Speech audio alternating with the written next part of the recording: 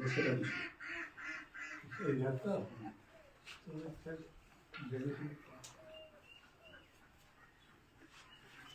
الحمد لله نحمده ونستعينه ونستغفره ونؤمن به ونتوكل عليه ونعوذ بالله من شرور أنفسنا ومن سيئات أعمالنا من يهده الله فلا مضل له ومن يضلله فلا هادي له وأشهد أن لا إله إلا الله وحده لا شريك له وأشهد أن محمدا عبده ورسوله يا أيها الذين آمنوا اتقوا الله حق تقاته ولا تموتن إلا وأنتم مسلمون يا أيها الناس اتقوا ربكم الذي خلقكم من نفس واحدة وخلق منها زوجها وبث منهما رجالا كثيرا ونساء واتقوا الله الذي تساءلون به والأرحام إن الله كان عليكم رقيبا يا أيها الذين آمنوا اتقوا الله وقولوا قولا سديدا يصلح لكم أعمالكم ويغفر لكم ذنوبكم ومن يطع الله ورسوله فقد فاز فوزا عظيما فإن خير الحديث كتاب الله وخير الهدي هدي محمد صلى الله عليه وسلم وشر الأمور محدثاتها وكل محدثة بدعة وكل بدعة ضلالة وكل ضلالة في النار أما بعد أعوذ بالله من الشيطان الرجيم بسم الله الرحمن الرحيم واعتصموا بحبل الله جميعا ولا تفرقوا وقال رسول الله صلى الله عليه وسلم عليكم بسنتي وسنة الخلفاء الراشدين المهديين وعضوا عليها بالنواجذ أو كما قال عليه الصلاة والسلام শ্রদ্ধেয় সমবেত মুসল্লিগণ, যাবতীয় প্রশংসা হামদ ও সানা সে আল্লাহ সুবহানাহু ওয়া তাআলার জন্য, যে রব্বুল জিল জালাল ওয়া ইকরাম আমাদেরকে সুস্থ রেখেছেন, ভালো রেখেছেন। সে রবের প্রশংসা করে বলবো আলহামদুলিল্লাহ।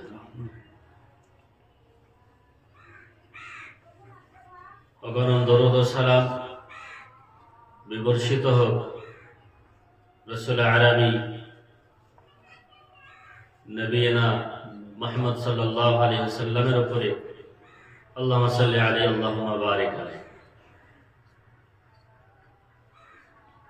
সম্মানিত সুধী, আজকে জুমার খুতবার আলোচ্য সূচি হলো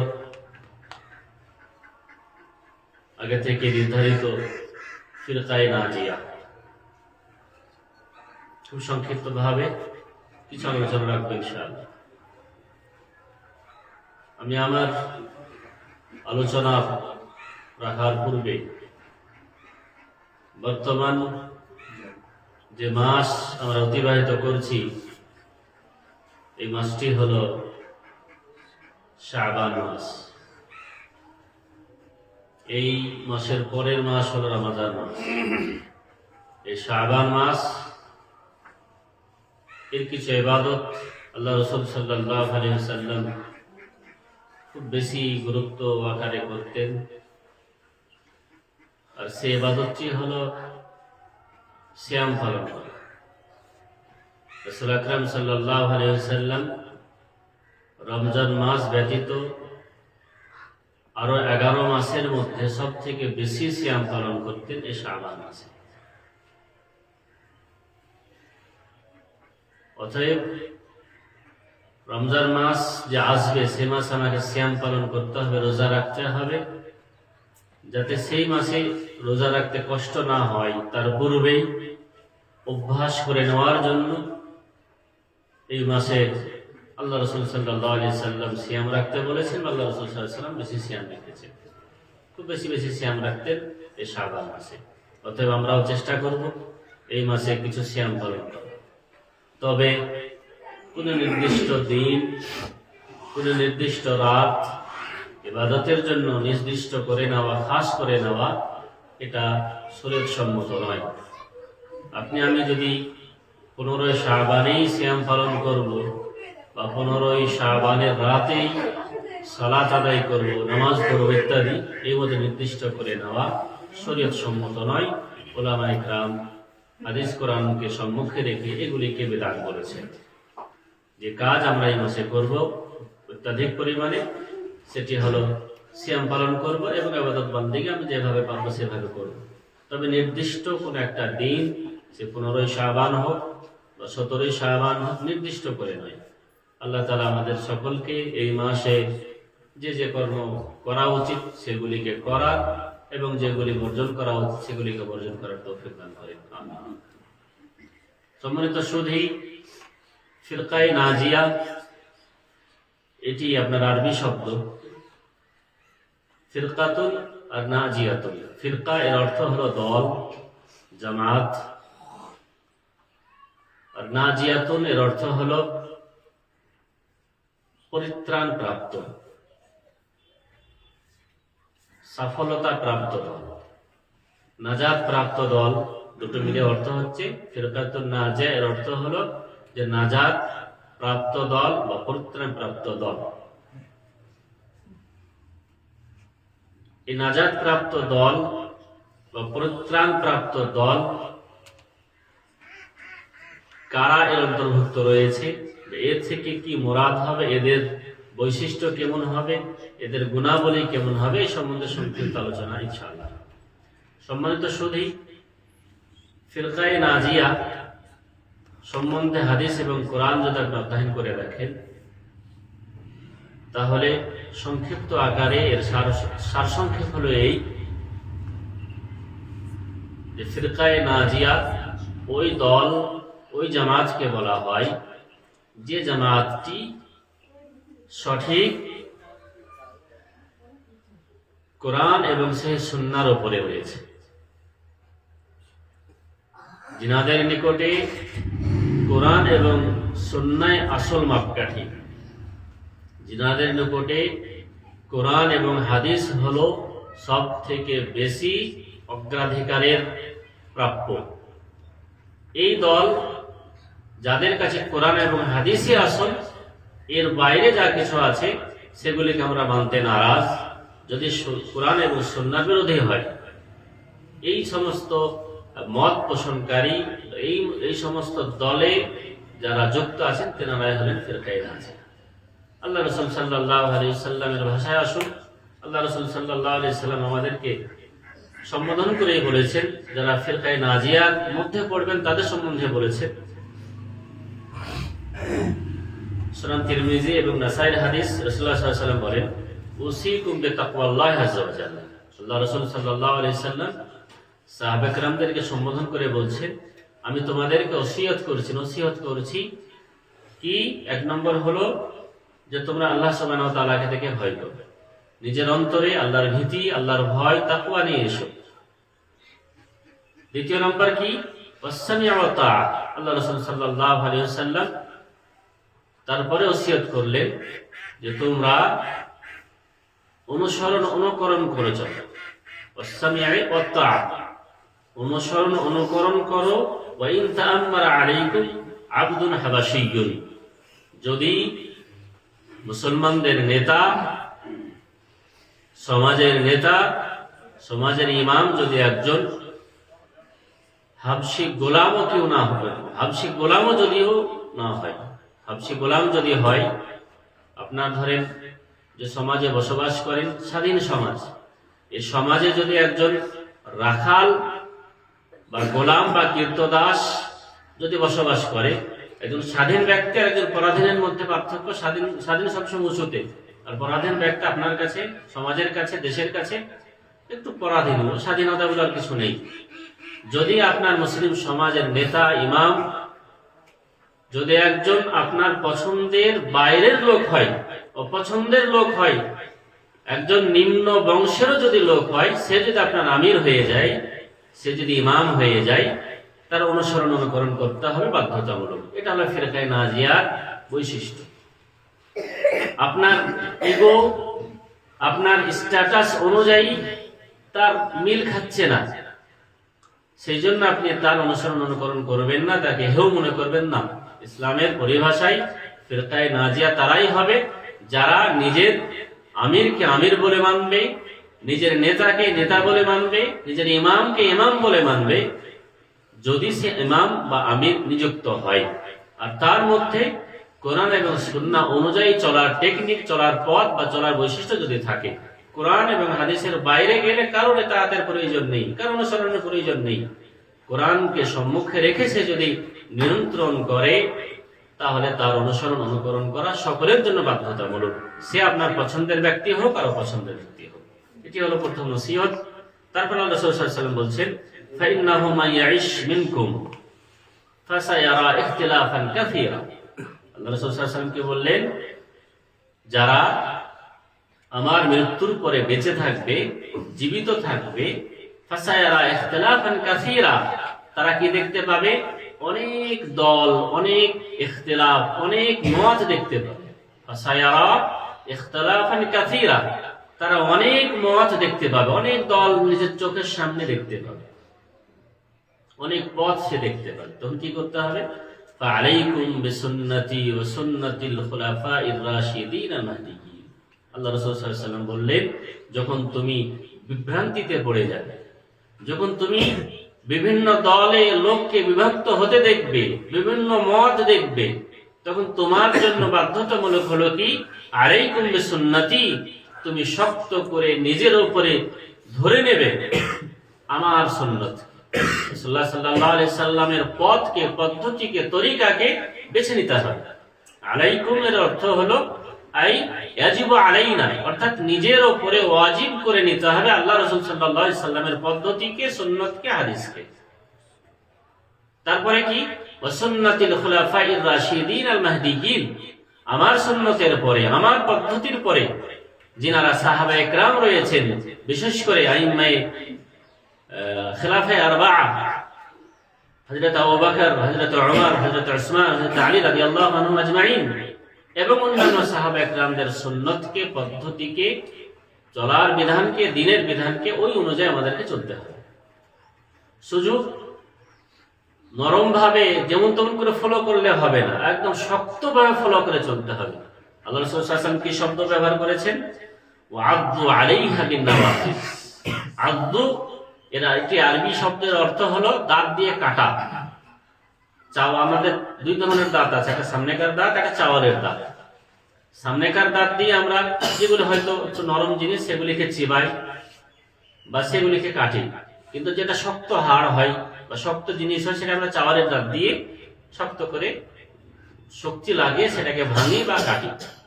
তো আল্লাহ রাসূল সাল্লাল্লাহু আলাইহি ওয়াসাল্লামের সুন্নতকে এবং সাহাবায়ে কেরামদের পদ্ধতিকে নরম ভাবে ধরলে হবে না, একদম শক্ত করে ধরতে হবে। যেমন আমরা চাউলের দাঁত দিয়ে শক্তি দিয়ে যে কোনো জিনিসকে ভাঙার চেষ্টা করি, যাতে করে ওই জিনিসটা পুরোপুরি ভেঙে যায়, ঠিক সেই মতো রাসূলুল্লাহ সাল্লাল্লাহু আলাইহি ওয়াসাল্লামের সুন্নতকে, সাহাবায়ে কেরামদের সুন্নতকে খুব শক্ত করে ধরে থাকতে হবে। কোনোভাবে আপনাকে আল্লাহ রাসূল সাল্লাল্লাহু আলাইহি ওয়াসাল্লামের সুন্নাত এবং সাহাবায়ে কেরামদের পদ্ধতি থেকে কোনো শক্তি, কোনো বেদাত, কোনো গুমরাহি, কোনো কিছু নড়িয়ে না দিতে পারে। একদম অটল ভাবে শক্ত হয়ে সুন্নতের উপরে দাঁড়িয়ে থাকতে হবে। সম্মানিত সুধী, আর কি বললেন? ওয়া ইয়াকুম ওয়া মুহদাসাতিল উমুর। আল্লাহ রাসূল সাল্লাল্লাহু আলাইহি ওয়াসাল্লাম আমাদেরকে সম্বোধন করে বলছেন, যারা ফিরকায়ে নাজিয়া হবে তারা কি করবে? সব সময় দ্বীনের মধ্যে নতুন নতুন আবিষ্কৃত বিষয় থেকে নিজেকে দূরে সরিয়ে রাখবে। ওয়া ইয়াকুম, সে দূরে থাকবে, মুহদাসাতিল উমুর, দ্বীনের মাঝে নতুন আবিষ্কৃত বিষয় থেকে অর্থাৎ বেদাত থেকে সে নিজেকে দূরে সরিয়ে রাখবে। বেদাত কাকে বলে?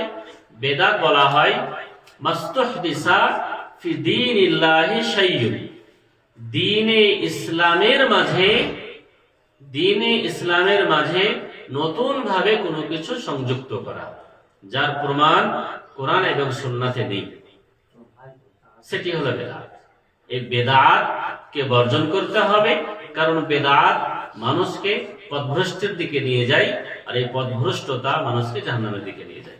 সম্মানিত শুধু আল্লাহ রাসূল সাল্লাল্লাহু আলাইহি ওয়াসাল্লাম আরো বলেন অন্য হাদিসের মধ্যে যে আলা ওয়া ইন্না মান ক্বাবলাকুম মিন আহলিল কিতাবি ইফতারাকু আলা 72 মিল্লাহ।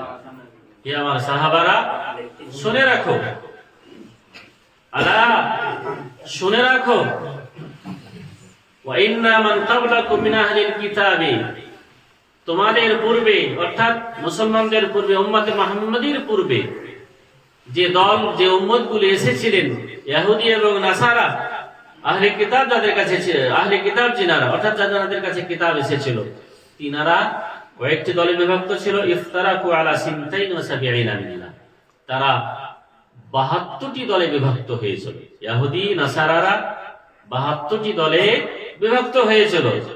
ওয়া ইন্না হাযিহিল মিল্লাতা সাতাফতারিকু আলা 73 মিল্লাহ, ইহুদি নাসারারা 72 দলে বিভক্ত হয়েছিল, কিন্তু আমার উম্মত রাসূলুল্লাহ সাল্লাল্লাহু আলাইহি ওয়াসাল্লাম কি বললেন? আমার উম্মত 73টি দলে বিভক্ত হবে। আমার উম্মত কটা দলে বিভক্ত হবে? 73টি দলে বিভক্ত হবে। সিনতানি ওয়া সাবউনা ফিন্নার, ওই 73টি দলের মধ্যে থেকে 72টি দল যাবে জাহান্নামে। কয়টি দল জাহান্নামে যাবে? সবাই জাহান্নামে যাবে। একটি মাত্র দল, তারাই যাবে জান্নাতে। ওয়া ওয়াহিদাতুন ফিল জান্নাহ, একটি দল জান্নাতে যাবে। সেই দলটি কি? হিয়া আল জামাআহ, সেই দলটি হলো জামাত। সেই দলটি কোন দল? জামাত। এই জামাতের অন্য হাদিস আল্লাহ রাসূল সাল্লাল্লাহু আলাইহি ওয়াসাল্লাম ব্যাখ্যা দিয়ে বলেছেন, কুল্লুহুম ফিন্নার ইল্লা মিল্লাতান ওয়াহিদা মা আনা আলাইহি ওয়া আসহাবিহি। জামাত থেকে মুরাদ কোন দলটি? ওই দল, যে দল আমি এবং আমার সাহাবারা যে দলের প্রতি টিকে আছে, যে পদ্ধতির উপরে টিকে আছে, যে তরিকার প্রতি টিকে আছে, এই তরিকা অনুযায়ী যদি জীবনযাপন যে করবে, সেই হবে ফিরকায়ে নাজিয়া, সেই হবে নাজাত প্রাপ্ত দল, সেই দলটি পাবে পরিত্রাণ জাহান্নাম থেকে। সম্মানিত শুধু তাহলে আমরা যদি রাসূল আকরাম সাল্লাল্লাহু আলাইহি সাল্লামের পদ্ধতি, সাহাবা একরামদের পদ্ধতি অনুযায়ী নিজের জীবন গড়তে পারি, নিজের জীবন চালাতে পারি, তবেই আমরা জান্নাত প্রাপ্ত বা নাজাত প্রাপ্ত দলের অন্তর্ভুক্ত হতে পারব, নচেত পারব না। আল্লাহ রাসূল সাল্লাল্লাহু আলাইহি ওয়াসাল্লাম আমাদেরকে বলেছেন, ওয়ান ইবনে মাসউদ রাদিয়াল্লাহু তাআলা আনহু قال خط لنا رسول الله صلى الله عليه وسلم خطا بيده। আল্লাহ রাসূল সাল্লাল্লাহু আলাইহি ওয়াসাল্লাম একদা, বড় হাদিস, হাদিসের একটি অংশ, কি বলা হলো যে রাসূলুল্লাহ সাল্লাল্লাহু আলাইহি ওয়াসাল্লাম হাত দিয়ে মাটির উপরে একটা দাগ টানলেন। খাত্তা লানা রাসূলুল্লাহ সাল্লাল্লাহু আলাইহি ওয়াসাল্লাম খাত্তাম বিয়াদিহি, হাত দিয়ে একটা দাগ টানলেন মাটির উপরে। সুম্মা ক্বালা, তারপর আল্লাহ রাসূল সাল্লাল্লাহু আলাইহি ওয়াসাল্লাম বললেন, হাযা সাবিলুল্লাহি মুস্তাকিমা, এই যে আমি দাগটা সোজা করে টানলাম, এই সোজা দাগটা হলো আল্লাহর পথ, আল্লাহর রাস্তা, এটা সিধা রাস্তা। আমরা বলি না ইহদিনাস সিরাতাল মুস্তাকিম, হে আল্লাহ তুমি আমাদেরকে সঠিক পথে চলাও। আল্লাহ রাসূল সাল্লাল্লাহু আলাইহি ওয়াসাল্লাম সঠিক পথের ব্যাখ্যা দিচ্ছেন। আল্লাহ রাসূল সাল্লাল্লাহু আলাইহি ওয়াসাল্লাম একটা দাগ টানলেন, তিনি বলেন হাযা সাবিলুল্লাহি মুস্তাকিমা, এই যে পথটা, দাগটা আমি টানলাম, এটা হলো সঠিক পথ। ওয়া খাত্তা খুতুতান আন ইয়ামিনিহি ওয়া শিমালিহি, এবং ওই সোজা দাগের ডানে বামে অনেকগুলি দাগ টানলেন, আঙুল দিয়ে ধুলোর উপরে অনেকগুলি দাগ টানলেন। তারপর কি বললেন? সুম্মা ক্বালা, তারপরে বললেন আল্লাহ রাসূল সাল্লাল্লাহু আলাইহি ওয়াসাল্লাম, হাযিহিস সুবুল, এই সমস্ত ডানে বামের রাস্তাগুলি, দাগগুলি, লাইসা মিনহা সাবিলুন ইল্লা আলাইহি শাইতানুন ইয়াদউ ইলাইহি, এই ডানে বামের সমস্ত রাস্তার মুখে একটা করে লোক দাঁড়িয়ে আছে, শয়তানের চেলা দাঁড়িয়ে আছে বা শয়তান দাঁড়িয়ে আছে, যে মানুষকে পথভ্রষ্টের দিকে, বেদাতের দিকে, শিরকের দিকে, পাপের দিকে, গুনাহের দিকে, অন্যায়ের দিকে আহ্বান করছে। একটা সোজা রাস্তা, সোজা রাস্তা আল্লাহর রাস্তা, আর ডানে বামে বিভিন্ন রাস্তা রয়েছে, সব শয়তানের রাস্তা। আর সব রাস্তাতেই মানুষ দাঁড়িয়ে আছে, শয়তান দাঁড়িয়ে আছে মানুষকে পথভ্রষ্ট করার জন্য। তো আমি আপনি ওই সঠিক রাস্তাটাকে আমাদেরকে বেছে নিতে হবে। আল্লাহ রাসূল সাল্লাল্লাহু আলাইহি ওয়াসাল্লাম তারপরে আয়াত তেলাওয়াত করলেন কি, ওয়া আন্না হাযা সিরাতি মুস্তাকিমা ফাত্তাবিউহু ওয়া লা তাত্তাবিউস সুবুলা ফাতাফাররাকা বিকুম আন সাবিলিহি যালিকুম ওয়াসাকুম বিহি লাআল্লাকুম তাত্তাকুন। আল্লাহ রাসূল সাল্লাল্লাহু আলাইহি ওয়াসাল্লাম কোরআনের আয়াতটি তেলাওয়াত করে কি বললেন, ওয়া আন্না হাযা সিরাতি মুস্তাকিমা, এবং নিশ্চয় আমার রাস্তা হলো, আল্লাহ সুবহানাহু ওয়া তাআলার রাস্তা হলো সোজা রাস্তা, যাতে কোনো ব্যাকা, যাতে কোনো ওজ্জ, কোনো কিছু নেই। ফাত্তাবিউহু, অতএব আল্লাহ সুবহানাহু ওয়া তাআলার এই সোজা রাস্তাটিকে তোমরা অনুকরণ করো। ওয়ালা তাত্তাবিউস সুবুলা, এই ডানে বামে বিভিন্ন বিভ্রান্তকর রাস্তার অনুসরণ তোমরা করিও না, বা তাও খুঁজতে যেও না। ফাতাফাররাকা বিকুম আন সাবিলিহি, যদি তোমরা আল্লাহর সোজা পথ বাদ দিয়ে অন্য পথ খুঁজতে যাও, তাহলে তোমরা কি হয়ে যাবে, বিভিন্ন দলে বিভক্ত হয়ে যাবে, সঠিক পথ থেকে তোমরা দূরে সরে যাবে। তাহলে এই আয়াতেও এবং এই হাদিসে আমরা বুঝলাম, যদি আমরা আল্লাহ এবং আল্লাহ রাসূল সাল্লাল্লাহু আলাইহি সাল্লামের সঠিক পথে টিকে থাকি, তবেই আমরা হব নাজাত প্রাপ্ত দলের সদস্য।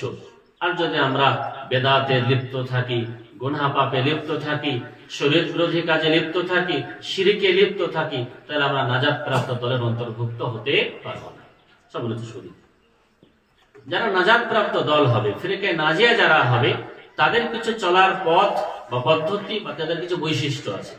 যেমন একটি হলো যে আল ফিরকা নাজিয়া হিয়াল্লাতি তালতাজিমু মিনহাজার রাসূল সাল্লাল্লাহু আলাইহি ওয়াসাল্লাম ফি হায়াতিহি, যারা ফিরকায়ে নাজিয়া হবে তারা রাসূলুল্লাহ সাল্লাল্লাহু আলাইহি ওয়াসাল্লামের জীবনীকে নিজের জীবনে বাস্তবায়িত করার আপ্রাণ চেষ্টা করবে। নিজের উসওয়া, নিজের নমুনা, নিজের আইডিয়াল, নিজের হিরো রাসূল আকরাম সাল্লাল্লাহু আলাইহি ওয়াসাল্লামকে মনে করবে। নিজের জীবন কিভাবে সে গড়বে, অন্য কারোর দিকে দেখবে না, অন্য কাউকে ফলো করবে না, শুধুমাত্র রাসূলুল্লাহ সাল্লাল্লাহু আলাইহি ওয়াসাল্লামকেই তারা ফলো করবে।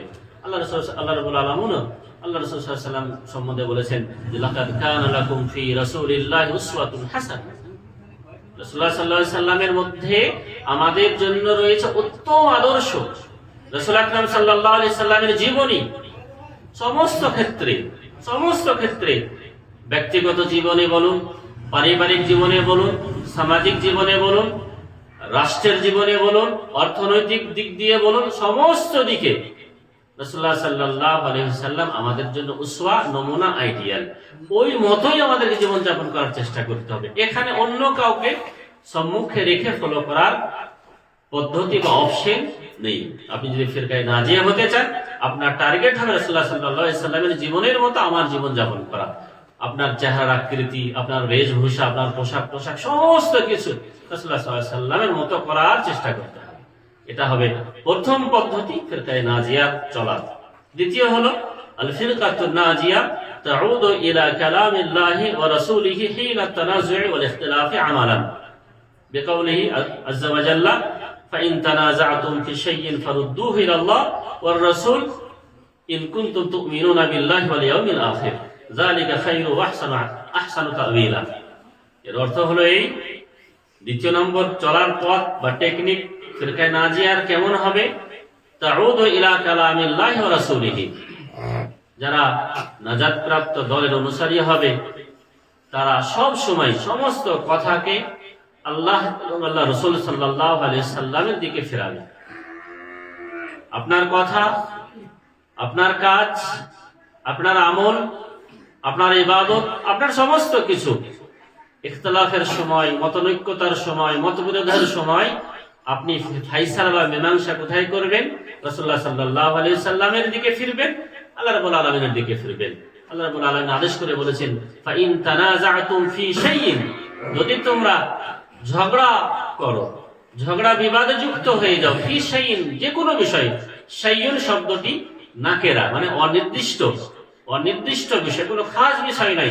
যে কোনো বিষয়ে যদি তোমাদের বিভ্রান্তি হয়, ঝগড়া হয়, আপসে ইখতিলাফ হয়, ফারুদ্দুহু ইলাল্লাহি ওয়া রাসূল, সেই বিষয়টিকে তোমরা প্রত্যাবর্তন করো আল্লাহ এবং আল্লাহর রাসূলের দিকে। আপনি যদি ফিরকায়ে নাজিয়ার অন্তর্ভুক্ত হতে চান, তাহলে আপনার ঝগড়ার সময়, আপনার বিভ্রান্তির সময়, আপনার কাজ, আপনার কর্ম, আপনার কথা, আপনার বার্তা, আপনার যুক্তি, আপনার চুক্তি, সমস্ত কিছু আল্লাহ রাসূল সাল্লাল্লাহু আলাইহি ওয়াসাল্লামের দিকে ফিরিয়ে নিয়ে যেতে হবে। না হলে আমরা নাজাত প্রাপ্ত দলের অন্তর্ভুক্ত হতে পারবো না। ঠিক সেই মতো 3 নম্বর বৈশিষ্ট্য হলো ফিরকায়ে নাজিয়ার, যে লা তুকাদ্দিমু কালাম আহাদিন আলা কালামিল্লাহি ওয়া রাসূলিহি। যারা ফিরকায়ে নাজিয়ার অন্তর্ভুক্ত হবে তারা কি করবে? তারা কখনোই আল্লাহ এবং রাসূল সাল্লাল্লাহু আলাইহি সাল্লামের কথার প্রতি অন্যর কথাকে প্রাধান্য দেবে না। লা তুকাদ্দিমু কালাম আহাদিন, কখনোই তারা প্রাধান্য দিবে না কোনো কারোর কথার, কারো উপরে, আলা কালামিল্লাহি ওয়া রাসূলিহি, আল্লাহ এবং আল্লাহর রাসূল সাল্লাল্লাহু আলাইহি সাল্লামের কথার উপরে সব সময় সে প্রাধান্য দেবে আল্লাহ এবং আল্লাহর রাসূল সাল্লাল্লাহু আলাইহি সাল্লামের কথা, আদেশ, বাণীকে।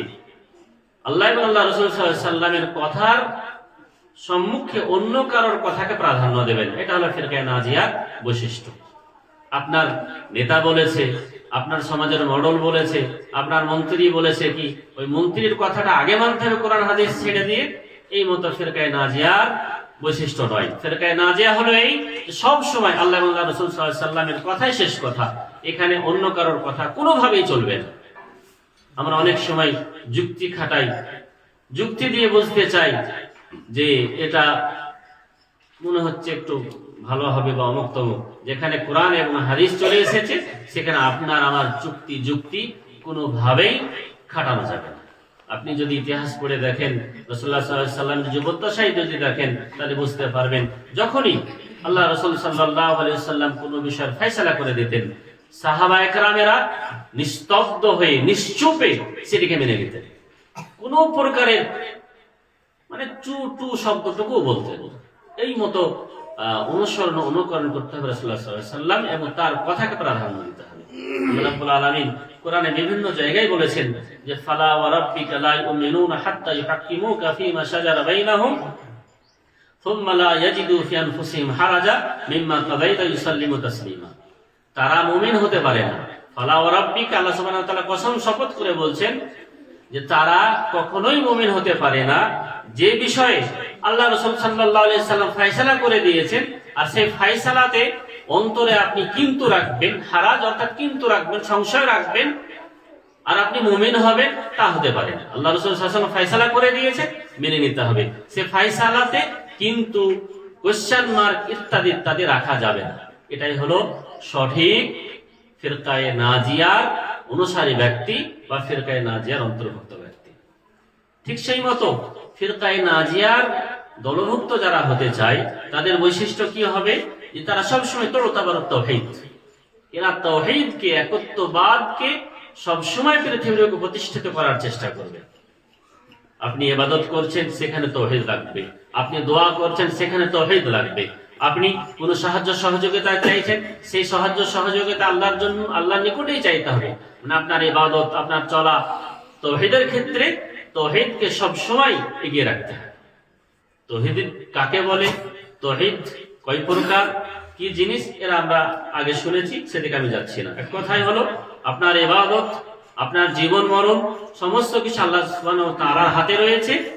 আল্লাহর কাছেই মাথা নত করতে হবে, আল্লাহর কাছেই সিজদা করতে হবে, আল্লাহর জন্য ইবাদত করতে হবে। আল্লাহ ব্যতীত অন্য কারোর জন্য কোনো প্রকারের ইবাদত করা যাবে না, ইত্যাদি ইত্যাদি যা আমরা জানি। যারা আমরা ফিরকায়ে নাজিয়ার অন্তর্ভুক্ত হতে চাই, আমাদের কর্তব্য বৈশিষ্ট্য হবে যে আমরা তাওহীদকে সবসময় এগিয়ে রাখবো। আরো একটি বৈশিষ্ট্য হলো ফিরকায়ে নাজিয়ার, ইহয়ুনা সুনানার রাসূল ফি ইবাদাতিহিম ওয়া সুলুকিহিম ওয়া হায়াতিহিম। যারা নাজাত প্রাপ্ত দলের অন্তর্ভুক্ত হতে চায় বা নিজেকে বলে যে আমি ফিরকায়ে নাজিয়া, তারা কি করবে? সব সময় রাসূলুল্লাহ সাল্লাল্লাহু আলাইহি সাল্লামের সুন্নতগুলিকে জীবিত করার চেষ্টা করবে।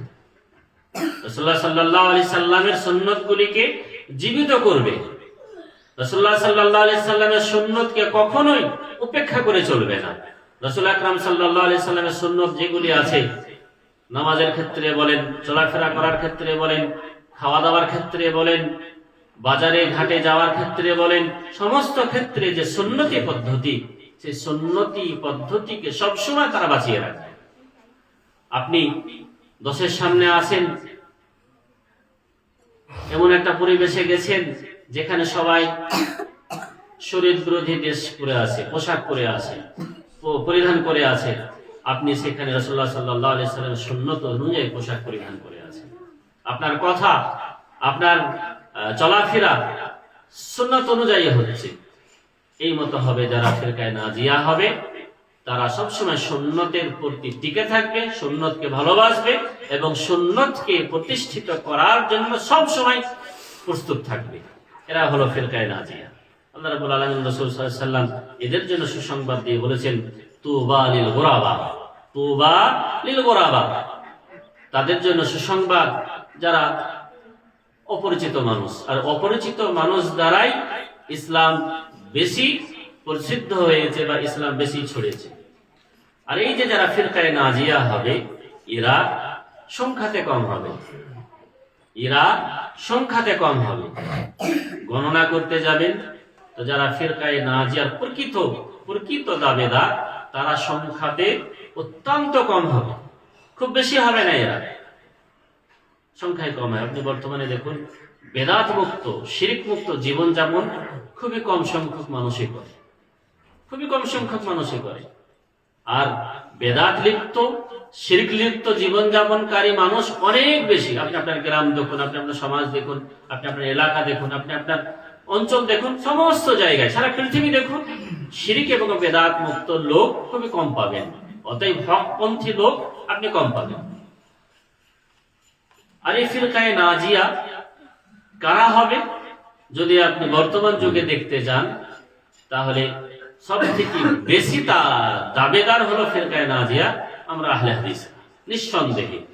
কারণ আহলে হাদিসদের চলার পথ, এদের চলার টেকনিক একটাই, সেটা হলো কোরআন এবং সুন্নাহ। কোরআন এবং সুন্নাহর নিকটে অন্য কারোর কথা কোনোভাবেই আহলে হাদিসরা প্রাধান্য দেয় না। সে কারণে ইমাম আহমদ ইবনে হাম্বল রাহমাতুল্লাহ আলাইহি এই হাদিসের ব্যাখ্যা বিশ্লেষণ করতে গিয়ে বলেছেন, যে একটা হাদিস আছে, লা তাজালু তাইফাতুম মিন উম্মতি যাহিরিন আলাল হক লা ইয়াদুররুহুম মান খাযালাহুম হাত্তা ইয়াতি আমরুল্লাহ। রাসূলুল্লাহ সাল্লাল্লাহু আলাইহি ওয়াসাল্লাম প্রসিদ্ধ হাদিস, যে শেষ পর্যন্ত, কিয়ামত পর্যন্ত আমার উম্মতের মধ্যে এমন একটি দল থাকবে, যে দল সবসময় জয়ী হয়ে থাকবে। যাহিরিন আলাল হক, সবসময় হকের উপরে টিকে থাকবে। বিরোধীরা হাজারো চেষ্টা করলে তাদের কোনো প্রকার ক্ষতি করতে পারবে না। লা তাজালু তাইফাতুম মিন উম্মতি যাহিরিন আলাল হক, আমার উম্মতের মধ্যে থেকে একটি দল হকের উপরে টিকে থাকবে। লা ইয়াদুররুহুম মান খাযালাহুম, তাদেরকে কোনো প্রকারের ক্ষতি করতে পারবে না তাদের বিরোধীরা। তাহলে এই যে তাইফা মানসুরা বলা হয়েছে অন্য রওয়ায়াতে, এই তাইফা মানসুরাটাই হলো ফিরকায়ে নাজিয়া। আর ফিরকায়ে নাজিয়া হলো তাইফা মানসুরা। আর এই তাইফা মানসুরা কারা? ইমাম আহমদ ইবনে হাম্বল রাহমাতুল্লাহ আলাইহি এই হাদিসের ব্যাখ্যা করতে গিয়ে বলেছেন, আরো সকলেই বলেছেন, যদি তাইফা থেকে আহলে হাদিসরা যদি মুরাদ না নেওয়া হয়, তাহলে আমি জানি না পৃথিবীর বুকে, এই জমিনের বুকে কাকে মুরাদ নেওয়া হয়েছে। তাহলে যারা আহলে হাদিস হবে, এরা নিঃসন্দেহে ফিরকায়ে নাজিয়ার অন্তর্ভুক্ত হবে। তবে শুধু আমি আহলে হাদিস লেবেল লাগিয়ে নিলাম, নাম নিয়ে নিলাম, সংগঠন করে নিলাম, আমি ফিরকায়ে নাজিয়ার দাবিদার হয়ে গেলাম, তা নয়। ফিরকায়ে নাজিয়ার দাবিদার আপনি তখনই হবে যখন আপনার আমল, আপনার চলাফেরা, আপনার কাজকর্ম কোরআন এবং সুন্নাহ অনুযায়ী হবে। কোরআন সুন্নাহর বিরোধী হচ্ছে কোনো ইবাদত, কোনো অভ্যাস, কোনো কথা, কোনো আমল, সেটা আপনাকে প্রত্যাখ্যান করতে হবে। সেটা বেদাতের খাতায় পড়ে যাবে, আপনাকে সঙ্গে সঙ্গে সেটা বর্জন করে দিতে হবে। তবে হবেন আপনি সঠিক ফিরকায়ে নাজিয়ার অন্তর্ভুক্ত বা ফিরকায়ে নাজিয়া দলের অন্তর্ভুক্ত। আল্লাহ সুবহানাহু ওয়া তাআলা আমাদেরকে সঠিকভাবে হাদিস কোরআনকে বোঝার এবং তার উপর আমল করার তৌফিক দান করেন। আমিন।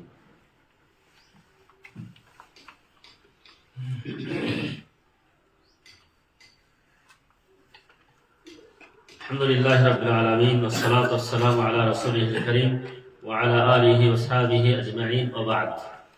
সম্মানিত সুরি, আমি আপনাদের সম্মুখে খুব সংক্ষিপ্তভাবে একটা বড় বিষয় ফিরকায়ে নাজিয়া সম্বন্ধে গুটি করে কথা বললাম। মূল কথা হলো এই, যে আমরা যারা আহলে হাদিস আছি, মুসলমান আছি, মুমিন আছি, আমাদের একটাই কর্তব্য, সেটা হলো আখিরাতকে স্মরণ করে সঠিকভাবে জীবনযাপন করা। আর সঠিকভাবে জীবনযাপন আপনার তখনই হবে যখন আপনি সঠিক জিনিসটা জানবেন, কোরআন এবং সুন্নাহকে পড়বেন, অনুধাবন করবেন এবং বুঝবেন যে কোনটা সুন্নাত আর কোনটা সুন্নাত নয়, কোনটা রাসূলুল্লাহ সাল্লাল্লাহু আলাইহি সাল্লামের পদ্ধতি তরিকা আর কোনটা সাহাবা একরামদের তরিকা, আর কোনটা শয়তানের পদ্ধতি বা শয়তানের তরিকা জানতে পারবেন। শিখতে হবে, জানতে হবে। আমার অনুরোধ যে আমরা আগে কোরআন এবং সুন্নাহকে শিখব, জানবো, বুঝবো, তারপরে বাছাই করব যে কোনটা সঠিক আর কোনটা ভুল। যেটা সঠিক হবে সেটাকে আমাদের মেনে নিতে হবে, আর যেটা ভুল হবে সেটা বর্জন করতে হবে। সঠিক জিনিসটা জানার